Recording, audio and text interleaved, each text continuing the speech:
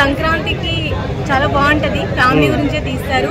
Super hit అవుతుంది. Comedy ఎట్లుంది? Full సినిమా మొత్తం కామెడీ ఉంది. Wife and husband relation and teacher గురించి అంత బాగా ఎక్స్ప్లెయిన్ చేయడం బాగా నచ్చింది. సూపర్ హిట్ సినిమా. చిన్నబాబు క్యారెక్టర్ ఎలా అనిపించింది? వాడు చించేస్తాడు. చాలా బాగుంది.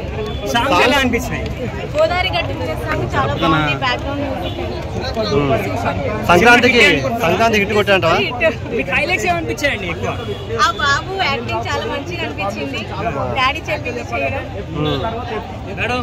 దీంట్లో main point ex girl friend గురించి. ఈ వయసులో ఇంకేంది నాయన మూడు పక్కనే ఉన్నారు కదా.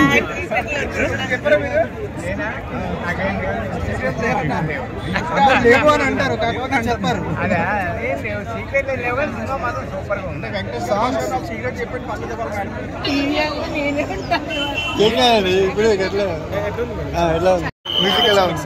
మ్యూజిక్ కూడా చాలా ఆల్రెడీ ట్రెండ్ అయిపోయింది కదా మ్యూజిక్.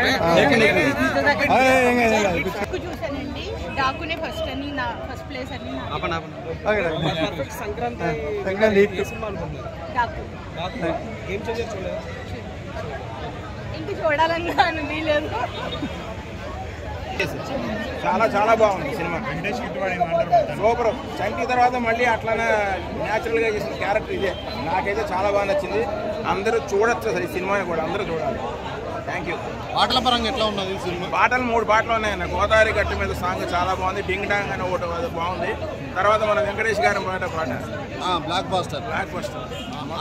ఆ పాట వస్తున్నప్పుడు థియేటర్ లో స్పందన ఎట్లా ఉన్నది? అందరూ లేచి గోలలే.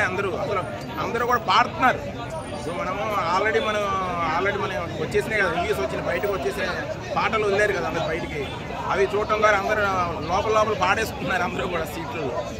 చూసాక ఒక అనుమానం వస్తుందండి. పెళ్లి అయిపోయిన కొత్తగా పెళ్లి అయిన వాళ్ళు కుర్రోళ్ళందరికీ కూడా. ఎందుకంటే వాళ్ళ ఆవిడలు ఏమడుగుతారు తెలుసా?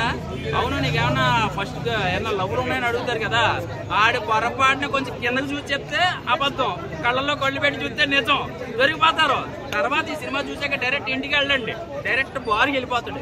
వెళ్ళిపోయి బలాన్ని టానిక్ వేసుకుని అప్పుడు ఇంటికి వెళ్తాడు. ఎందుకంటే ఎక్కడ కొట్టేస్తుందో తెలియదు, ఏం చేస్తుందో తెలియదు. కానీ నిజాన్ని చూపించాడండి. చాలా మందికి కనెక్ట్ అయిపోద్ది. సినిమా చూస్తున్నప్పుడు ప్రతి వాళ్ళు గుర్తుపెట్టుకోండి, మొగుడు పెళ్ళని చూస్తుంటే ఒకళ్ళు ఒకళ్ళు చూసుకుంటారు.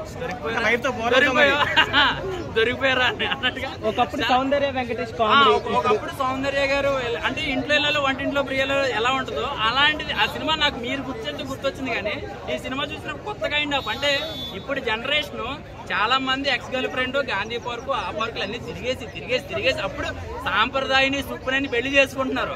ఏదో కొత్తగా ఇంకేదో రాముడు సీత ఎంత అన్యోన్యంగా ఉంటారు అలాగా. కానీ ఇక్కడ జరిగేది ఏంటంటే నిజాన్ని చూపించేశాడండి. మళ్ళీ రాముడు సీత అంటే మళ్ళీ వేరే అనుకుంటారేమో మీరు. జస్ట్ ఎగ్జాంపుల్, వాళ్ళ గొప్పోళ్ళు